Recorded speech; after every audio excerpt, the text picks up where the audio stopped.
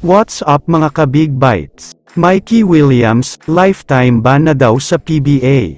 Pero bago ka sana magpatuloy sa panunood ay huwag mong kalimutang mag-subscribe sa aking YouTube channel. Biglang naging matunog ang pangalan ngayon ni Mikey Williams, matapos maglabas ng pahayag itong si Boss Al Francis Chua, tungkol sa isang player na gusto daw sana nilang maglaro para sa Gilas, Pilipinas. Pero sa kasamaang palad nga daw, masyado daw malaki ang bayad na gustong makuha nito, para lang maglaro para sa bansa. Sinabi pa nga daw ng player na ito na mahal niya ang bansang Pilipinas, pero nagpapabayad nga daw ng malaki. Hindi na binanggit ni Boss Al Francis Chua at Chairman Ricky Vargas kung sino ang player na ito, pero halos lahat ng mga fans ay iisang player lang ang iniisip, at ito nga ay walang iba kundi ang superstar ng TNT na si Mikey Williams. Alam naman kasi nating lahat na nagkaroon ng issue itong si Williams sa TNT noon, dahil mahigit 1 million pesos na sweldo kada buwan nga ang hinihingi nito, kaya naman hindi maalis sa isipan ng mga fans na siya nga ang tinutukoy.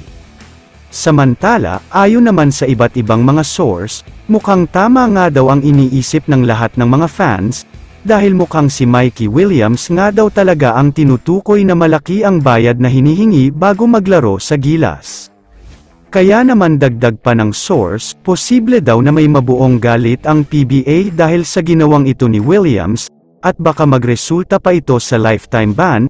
Hindi daw dapat tanggapin sa Philippine Basketball Association ang isang player na hindi kayang maglaro para sa bansa nang walang bayad. Kung ako naman ang tatanungin, sa tingin ko ay parehong kampo naman ang tama dito. Unahin na natin ang kampo ni Mikey Williams. Kung sakaling totoo man ang balita na siya ang tinutukoy ni Boss Al, may karapatan naman talaga siyang mag-demand.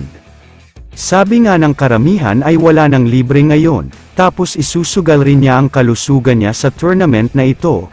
Kaya kung hindi siya babayaran at bigla siyang magkakaroon ng injury, talagang kawawa siya at ang career niya. Sa kabilang banda naman, naiintindihan ko din kung bakit tila sobrang nagagalit sina Boss Al pati si Chairman Ricky Vargas, dahil nga naman imbes na maglaro agad para sa Pilipinas, mas inuna pang sabihin ang tungkol sa bayad. Hindi lang basta bayad, dahil sobrang malaking bayad nga daw ang hinihingi ng player na ito, at mas malaki pa sa bayad ng naturalized player. Kaya hindi na ako nagtataka kung bakit sobrang nagagalit talaga ang PBA board at ang SBP sa kanya. Kaya naman kung kayo ang tatanungin, ano ang masasabi nyo sa balitang ito? I-comment mo naman ang opinion mo tungkol sa tanong na ito. Dito na muna nagtatapos ang video na ito. Maraming salamat sa panunood mga ka-Big Bites. God bless sa inyong lahat.